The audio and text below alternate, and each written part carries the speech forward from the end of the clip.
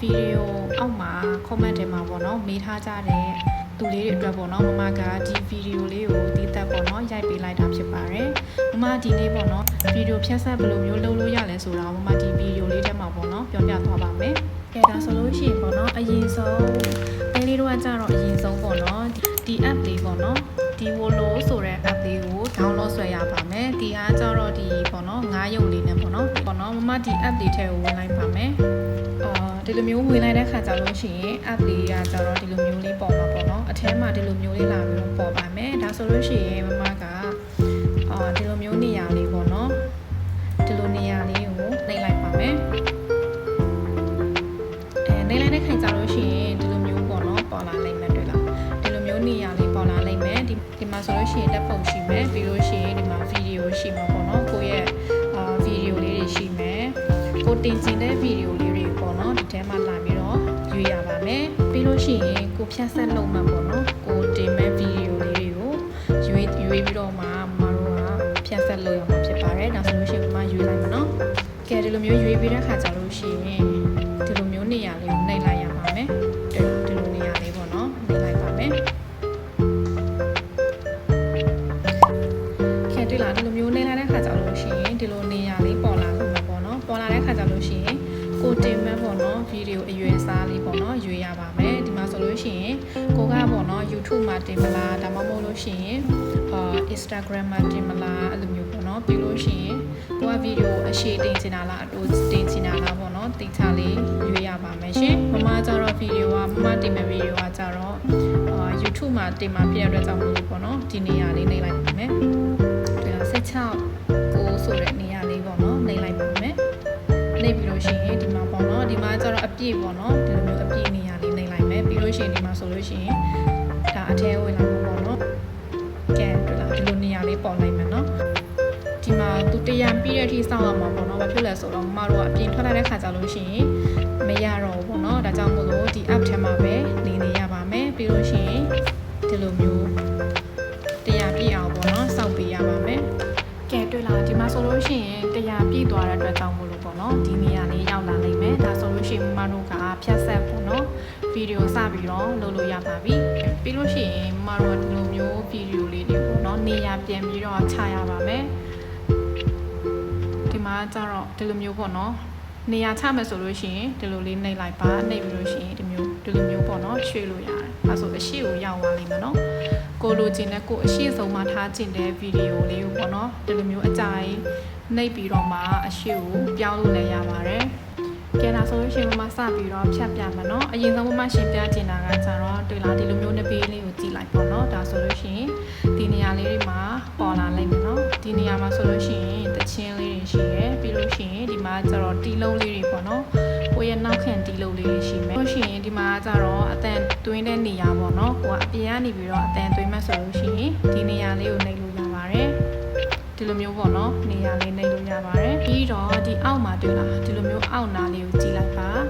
ဒီလိုမျိုးလေးတွေပေါ်လာတယ်ပေါ့နော်ပြီးလို့လိုက်ပြီးတော့နှိပ်ကြည့်လို့လည်းနှိပ်ကစားကြည့်လို့ရတယ်ပေါ့နော်ဒီလိုမျိုးလေးတွေပေါ်လာနိုင်မယ်ဒီမှာကျတော့ပထမနေရာမှာကျတော့အတန်ပေါ့နော်ဒုတိယနေရာမှာကျတော့ sticker လေးတွေရှိမယ်တွေ့လား sticker လေးဆိုလို့ရှိရင်အများကြီးတွေ့လား sticker လေးဆိုလို့ရှိရင်ပေါ့နော်အများကြီးရှိတယ်တွေ့လားဒီထဲမှာဒါဆိုလို့ရှိရင်လိုက်ပြီးတော့နှိပ်ကြည့်လို့ရတယ်ကိုဘလို့ sticker ကိုစိုက်တယ်ဆိုတာလိုက်ပြီးတော့ပေါ့နော်လိုက်ရွေးလို့ရတယ်တွေ့လားဒီလိုမျိုးလေးတွေရှိတယ်စိုက်တယ်ဆိုလို့ရှိရင်ပြန်ပြီးတော့ရှာစရာမလိုရအောင်ပေါ့နော်ဒီလိုမျိုးနှိပ်လိုက်မယ်တွေ့လားဒီလိုမျိုးနှိပ်လိုက်တဲ့ခါကျလို့ရှိရင်ဒီလိုအရှိကို save ဒီလိုမျိုးနေရာရောက်သွားလိမ့်မယ်နော်တွေ့လားဒီနေရာလေးရောက်သွားတယ်ဒါဆိုလို့ရှိရင်ဒီမှာကိုစိုက်တဲ့အရာလေးတွေပေါ့နော်ဒီနေရာမှာရှိလိမ့်မယ်နော်ဒါဆိုလို့ရှိရင်ကိုအလွယ်တကူရှာလို့တွေ့သွားတာပေါ့နော်အဲ့လိုမျိုးလေးโอเคဒါဆိုလို့ရှိရင်ဒီ sticker ကျတော့တီးပြီဆိုတော့နောက်ထပ်တစ်ခုထပ်ပြီးတော့ပြောပြမယ်နော်နောက်ထပ်တစ်ခုကကျတော့ဒီနေရာလေးပါဒါကကျတော့ဘောင်လေးတွေပေါ့နော်ဘောင်ကကျတော့ဒီလိုမျိုးလေးရှိမယ်ဘောင်ကကျတော့ဒီလိုနေရာမှာပေါ့နော်ထည့်ကြည့်နေဆိုလို့ရှိရင်ထည့်လို့ရတယ်တွေ့လားအဲ့လိုမျိုးလေးပေါ့နော်ဘောင်လေးတွေထည့်လို့ရတယ်ဘောင်လေးတွေအများကြီးရှိတယ်ဒီမှာကျတော့ဟိုလေးတွေပေါ့နော်ကိုကြိုက်တဲ့ဘောင်လေးရွေးလို့လည်းရတယ်ထည့်လို့လည်းရတယ်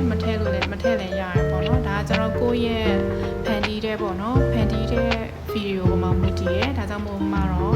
ဒါပြောပြတာပေါ့နော်โอเคဒါဆိုလို့ရှိရင်နောက်ထပ်တစ်ခုထပ်ပြီးတော့ပြောပြပါမယ်ဒါကြတော့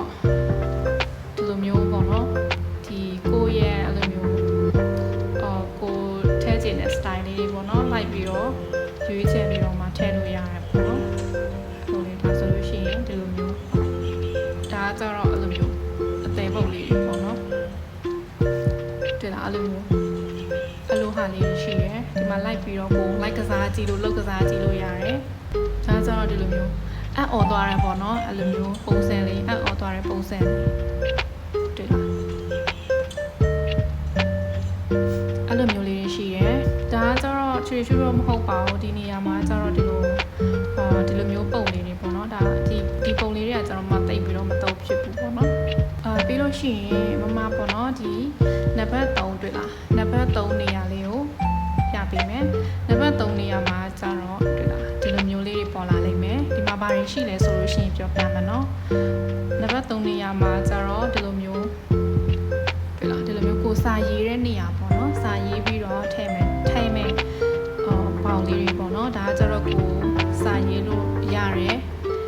နေရာလေးပေါ့နော်ပုံစံလေးပေါ့ပြောမှဆိုလို့ရှိရင်ဒီမှာတွေ့လားကိုကြိုက်တဲ့ပုံစံလေးရွေးလို့ရတယ်ကိုကဒီပုံလေးကြိုက်လားဒါမှမဟုတ်ဒီပုံလေးကြိုက်လားကိုရွေးပြီးတော့မှစာရိုက်ထည့်လို့ရတယ်ပေါ့နော်စာရိုက်ထည့်မယ်ဆိုလို့ရှိရင်ဒီလိုနှစ်ချက်နှိပ်လိုက်ပေါ့နော်ဒါဆိုလို့ရှိရင်ဒီအောက်မှာစာရေးတဲ့နေရာလေးပေါ်လာလိုက်ပါမယ်ဒါဆိုလို့ရှိရင်စာစပြီးတော့ရေးလို့ရတယ်ပေါ့နော်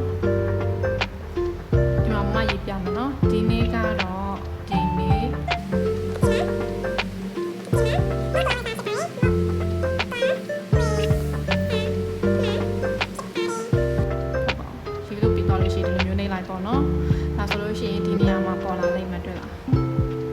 လိုက်ရွှေ့လို့ရတာเนาะကိုထားချစ်အလဲမှာထားမလားဒါမှမဟုတ်လို့ရှိရင်ဒီနေရာမှာထားမလားဆိုတာလိုက်ပြီးတော့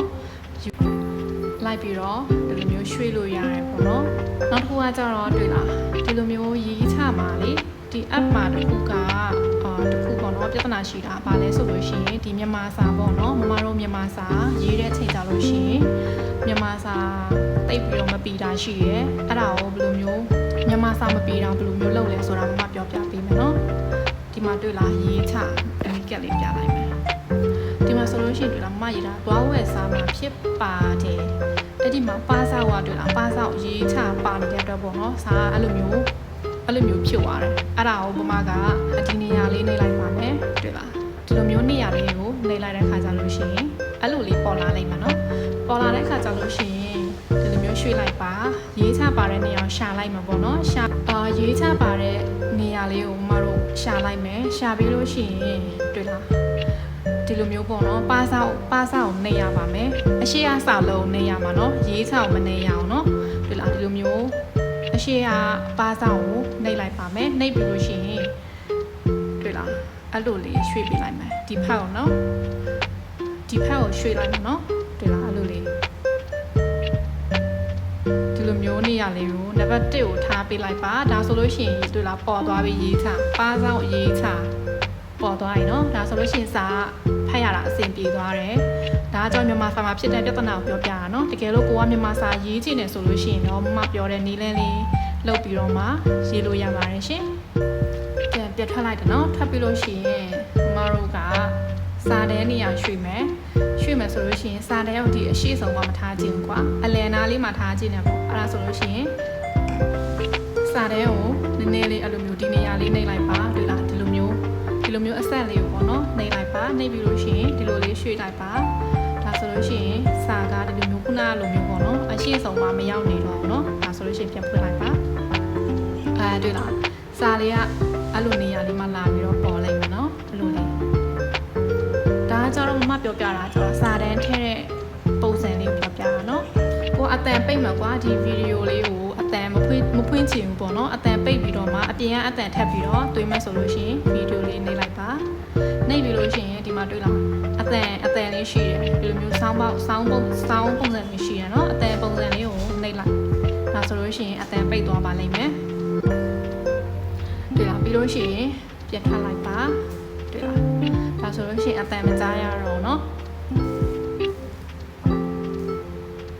အဲ့လိုလေးပေါ့နော်ကဲ သွားတဲ့ခါကြလို့ရှိရင်မဒီဗီဒီယိုထဲမှာပေါ့နော်ဖုန်းအားကုန်တော့မှဆိုတော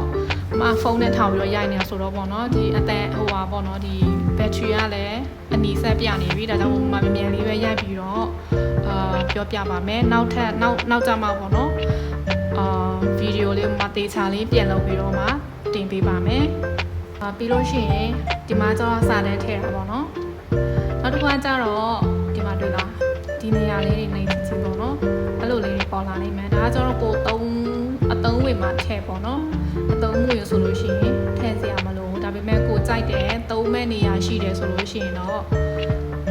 လိုက်ပြီးတော့ရွေးပြီးတော့မှထည့်လို့ရတယ်ကဲပြီးလို့ရှိရင်မဒီမှာတွေ့လားဒီနေရာလေးကိုဖြတ်လိုက်မယ်နော်ဒီမှာကိုကဗီဒီယိုဒီနားလေးထိပဲထားကြည့်နေဆိုလို့ရှိရင်တွေ့လားဒီလိုမျိုးများနေရလေးရှိလိုက်မှာနော်ဒီလိုမျိုးများနေရလေးကိုနှိပ်လိုက်ဒါဆိုလို့ရှိရင်အဲ့လိုမျိုးဖြတ်သွားတာပေါ့နော်အဲ့လိုမျိုးဗီဒီယိုကဖြတ်ပေးလိုက်တယ်ပြီးလို့ရှိရင်ဒီမှာမုတ်ဝယ်တဲ့နေရာလေးရောက်သွားမှာနော်ကြည့်တွေ့လားအဲ့လိုမျိုးလေးပြီးရင်ဒီနေရာလေးလာလိမ့်မယ်နော်ဒီနေရာလေးကတအားရှိနေတဲ့အတွက်ကြောင့်မို့လို့ပေါ့နော်ကိုကဖြတ်ချင်တယ်ဆိုလို့ရှိရင်အရှိတချို့ဗီဒီယိုတွေကြတော့အရန်ရှိတယ်ဆိုလို့ရှိရင်ကြည့်တဲ့သူတွေအတွက်ပေါ့နော်ပြင်းစရာကောင်းတယ်ဒါကြောင့်မို့လို့ဗီဒီယိုလေးကိုဖြတ်ပြီးတော့မှလုပ်တာကြတော့စိတ်ဝင်စားဖို့ကောင်းတယ်ပေါ့နော်ဒီလိုမျိုးနားတီမမကဒီလိုမျိုးပေါ့နော်ယူတဲ့နေရာနာနေပြီးတော့နှိပ်လိုက်မှာနော်ဒီလားဒီဖက်ကိုပြန်ပြီးတော့ဖြတ်လိုက်တယ်ဒီကလို့ကိုကဒီဖက်ကဖြတ်မယ်ဆိုလို့ရှိရင်ဒီဖက်ကိုနှိပ်ပေါ့နော်ဒီကလို့ကိုကဒီဖက်ကိုဖြတ်မယ်ဆိုလို့ရှိရင်ဒီဖက်ကများလေးကိုနှိပ်လိုက်ပေါ့နော်ဒီလိုနေရာကနေမှဖြတ်လိုက်တယ်ပြီးလို့ရှိရင်ပြန်ဖွင့်ကြည့်မယ်အဲ့လိုမျိုးလာပေါ်လိုက်မယ်နော်ဒါဆိုလို့ရှိရင်မပြလိုက်တယ်ပြီလားယူပြီးတော့ပြလိုက်တယ်ပြီးလို့ရှိရင်ထပ်ပြီးတော့ယူရယ်အဲ့လိုမျိုးလေးဒီထပ်ပြီးယူတဲ့နေရာနေပြီးတော့မကဖြတ်လိုက်ပါမယ်ဒီလိုမျိုးကက်ကြီးလေးနှိပ်လိုက်မယ်နော်ဖြတ်တဲ့အချိန်ကြလို့ရှိရင်အလဲကနေဖြတ်မယ်ဆိုလို့ရှိရင်ကက်ကြီးလေးနှိပ်လို့ရတယ်ဘေးကနေဖြတ်မယ်ဆိုလို့ရှိရင်ဒီဖက်တောက်ကဟာလေးနှိပ်လို့ရတယ်ဒီဖက်ဘေးကဖြတ်မယ်ဆိုလို့ရှိရင်ဒီဖက်ဘေးကဟာလေးနှိပ်လို့ရပါတယ်ကဲဒါဆိုလို့ရှိရင်ဒီနာထပ်ပြီးတော့ထားလိုက်မယ်နော်နောက်တစ်ခုထပ်ယူတဲ့နေရာလေးကိုထားလိုက်မယ်ဆိုလို့ရှိရင်ဒီဖက်ကဟာလေးကိုဒီနေရာလေးကိုဖြတ်မှာဖြစ်တဲ့ကြောင့်မလို့ပေါ့နော်မမဒီနေရာလေးကိုနှိပ်လိုက်ပါမယ်တွေ့လားကဲဒါဆိုလို့ရှိရင်ပြင်ကြည့်မယ်ဒီနေရာလေးရောက်သွားတာနော်တွေ့လားဒီနေရာလေးကိုပြန်ဖြတ်လိုက်မယ်ခုနမမအဲ့လိုမျိုးမယူလိုက်ဘူးเนาะမယူဘူးဆိုတော့ဒီနေရာလေးကိုထပ်ပြီးတော့ဖြတ်လိုက်မယ်ဒါဆိုလို့ရှိရင်ယူတဲ့နေရာရောက်သွားလိမ့်မယ်เนาะတွေ့လားဒီမျိုးလေးเนาะကဲဒါဆိုလို့ရှိရင်မယူလိုက်တယ်ယူပြီးလို့ရှိရင်ပြနေတယ်ပေါ့เนาะကဲပြီးလို့ရှိရင်ဒီလောက်ပဲပြတော့မယ်ပြီးရင်ဒီမျိုးပြင်ပြီးတော့ဒီနေရာလေးကိုပြင်ပြီးတော့ဖြတ်လိုက်မယ်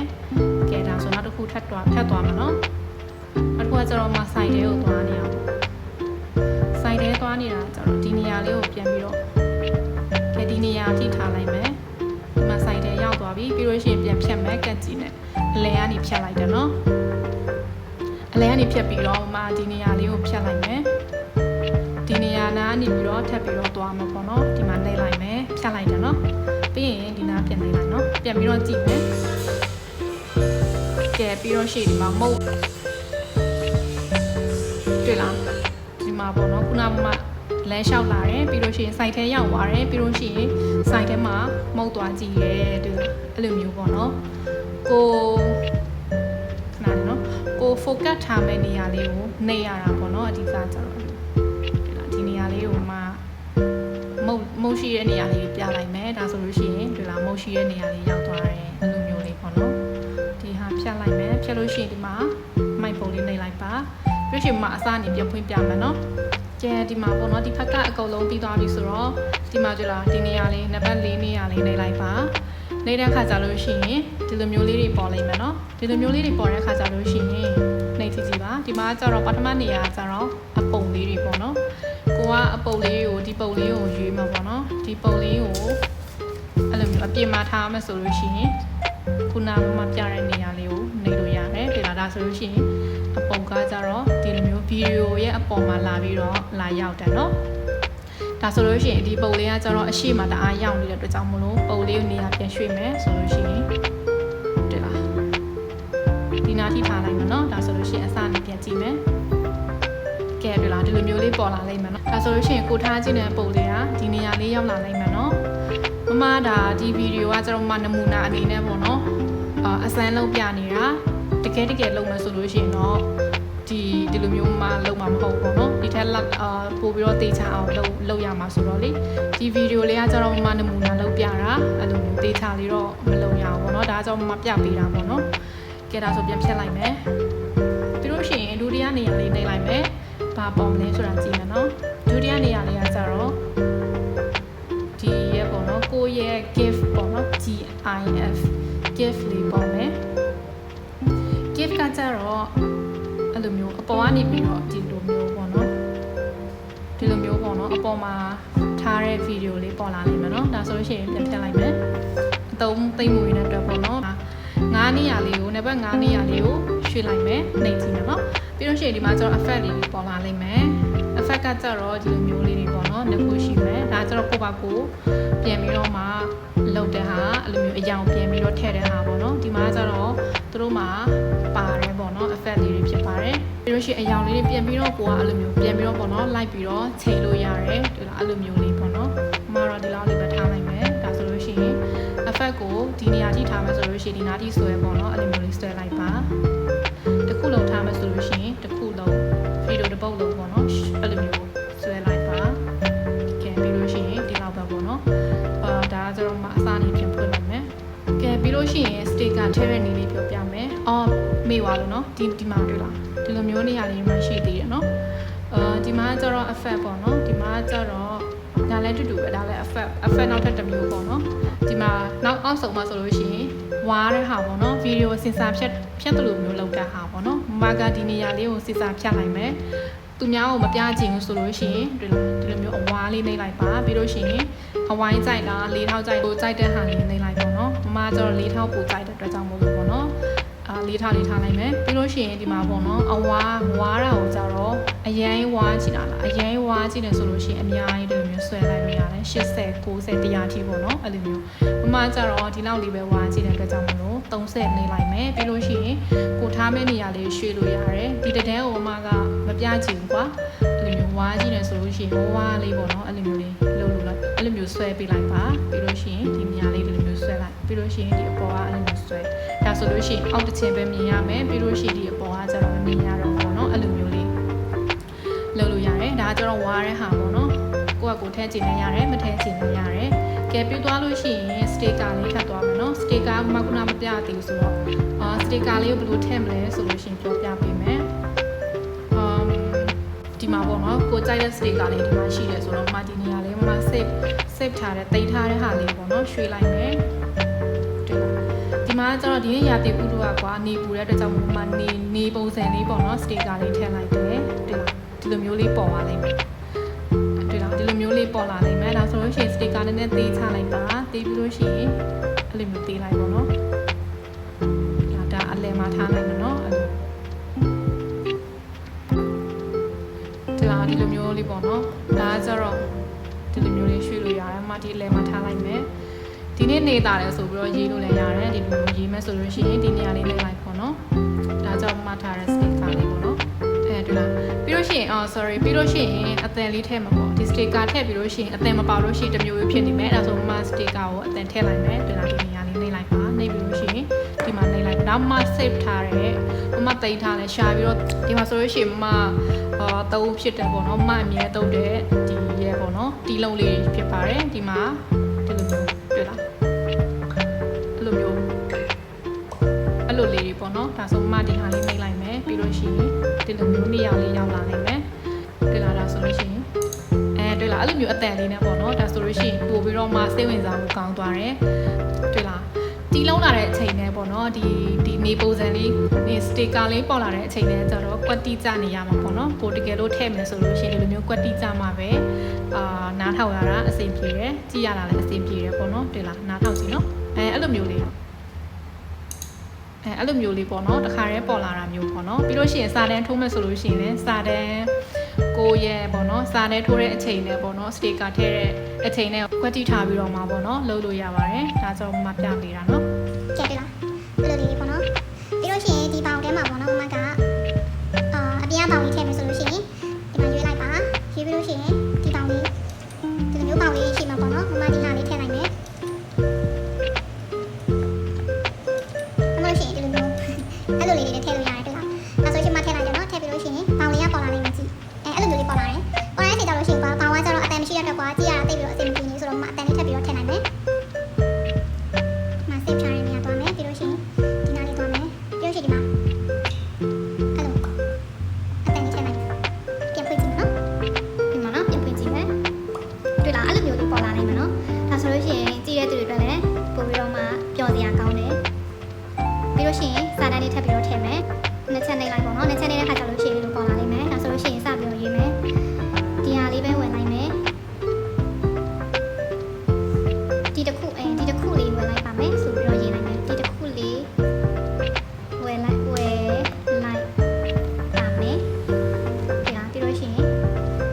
ပါစောက်နာမှာတွေ့လားပါစောက်ရေးချနာမှာမပြီးဘူးဆိုတော့မပြင်ပြီးတော့ရွှေ့မယ်ဒီမှာရေးချပါစောက်နေမယ်ပြီးလို့ရှိရင် ဒီလားလို့လေဒါဆိုပြီးသွားပြီနော်ပြီးသွားပြီဆိုတော့စာတန်းလေးရောက်သွားပြီဒါဆိုနှိပ်လိုက်မယ်ကဲတွေ့လားဒီမှာဆိုလို့ရှိရင်စာတန်းမှာတစ်ခါတည်းပေါ်တယ်တွေ့လားပြီးရင်စာတန်းကိုကိုကဘယ်နာထိထားမလဲဆိုတာရွေးရမယ်ဒီနာထိထားမယ်နော်ထားမယ်မမဒီနာထိထားလိုက်ပါမယ်ဒါဆိုလို့ရှိရင်ပြန်ဖွင့်မယ်ဒီတစ်ခုလေးဝယ်လိုက်ပါမယ်ဆိုပြီးတော့တွေ့လားခုနနေရာလေးမှာပေါ်သွားတာနော်ကဲဒီလောက်ဆိုလို့ရှိရင်တော့မမဖုန်းအားလဲကုန်တော့မှာဆိုတော့ဒီလောက်ပဲမမရှင်းပြအောင်တော့ပေါ့နော်နောက်မှပဲမထပ်ပြီးတော့ဗီဒီယိုလေးထပ်ပြီးတော့တေးသေးချင်ချာလေးတင်ပေးမှာပေါ့နော်အခုကကျတော့ဖုန်းအားလေးကုန်နေပြီဆိုတော့လေမဒီဗီဒီယိုလေးကိုဒီမှာပဲအဆုံးသတ်လိုက်တော့မယ်တကယ်လို့မရဲ့ဗီဒီယိုလေးကိုကြိုက်တယ်ဆိုလို့ရှိရင် Kiwi ရဲ့ပေါ့နော်အကောင့်လေးကို subscribe လေးနဲ့ like လေးပေးခဲ့ဖို့လည်းတောင်းဆိုချင်ပါတယ်ရှင်ဒါဆိုလို့ရှိရင်အားလုံးတက်